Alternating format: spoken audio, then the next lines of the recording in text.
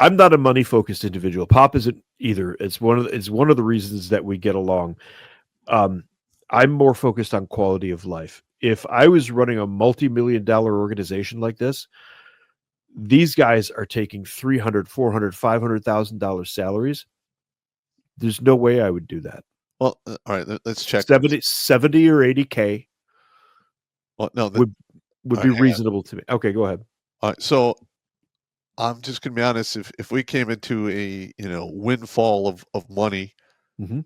I would give everyone in the organization their back pay because you guys have been working for nothing for like Blake basically donates a majority of his time to the show, and you know, I'm not working for nothing. I know, but you're working for very little. Number I'm one, not talking about the money. I'm talking about I do the majority of what I do.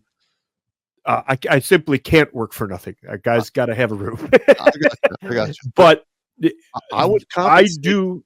do what I do because I, honest to God, believe in the whole. I did mine. There's guys behind me. They need help. They need this support. Uh-huh. But that's why I do this. Honest to God. Yeah, yeah. But I mean, I would probably give everyone in the organization that's been with us for a decent amount of time back pay, and then we would start and make everything, work it out. But yeah, I mean, if you're working for a nonprofit, you probably shouldn't be paying yourself $5 million a year. I'm just going It's to be honest. unseemly. Yeah. And this was your experience as well, if I am not mistaken. The mark of a good NCO when I was in was you put yourself on the detail roster. Yep. You didn't act high and mighty. I mean, you stayed in charge because you had to, and that was your job. But you didn't act high and mighty about it. You didn't lord it over people. You didn't treat people like shit just to prove how cool you were. If you had a guy with a problem, you fixed the problem. Uh-huh. You did whatever you could to take care of him. If you had a guy who like had a baby coming or was getting married or something, you showed up in one capacity or another. I think Bob and I have both officiated weddings at one point or another. It's just something. It's just something that happens. I've been a best man at a couple dozen Yeah. weddings. Yep. Same. And I actually officiated one in Korea. You don't have to have the priest up there doing the. You may now kiss. In Korea, you can have your best friend do it. Huh. At any rate, so let's talk about those budgets for a second, shall we? Wounded Warrior Project, and these are their reported budgets from 2023 that I went and pulled. Wounded Warrior Project had what? Share the tab. I don't have a tab for you to share. Never mind. I'll tell you what. I can do this. I think I can share a window. I will share the actual window on my McCain here. Move that partially out of the way. Is that how readable is that? Is that not readable? Should I zoom in there a little bit? A little zoom in there. I'll see if I can zoom in.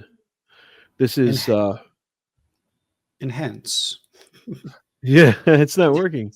This is Notebook. It's just a scratch pad that I use to look at everything. Anyway, right there you can see Wounded Warrior Project, $350 million in 2023. Gary Sinise Foundation, $50 million. National Veterans Foundation, not publicly reported. Disabled American Veterans, $162 million. U.S. Vets, $100 million. Mission 22, not publicly reported. Homes for Our Troops, $37 million. Operation First Response, $1.5 million. All right, hang on. If they're running a nonprofit, you have to report that. So they might not be nonprofits. We'll have to look into that. That is a tad's on the suspicious side, isn't it? Uh-huh. But Wounded Warrior, $350 million. Yeah. They should be doing a whole lot of good.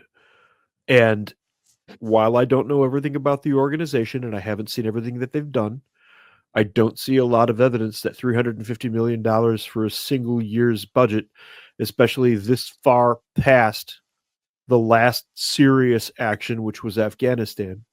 Uh-huh. I don't see a lot of evidence. That's just me. I'm just saying. I know, but where the hell are they getting 350? Yeah. Donations. They rely almost entirely on They donations, got to be getting charities, and grants grants. as well. Get the hell out of here. There's got to be some grants from the Yep. federal government.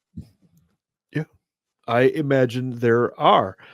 Look, it's I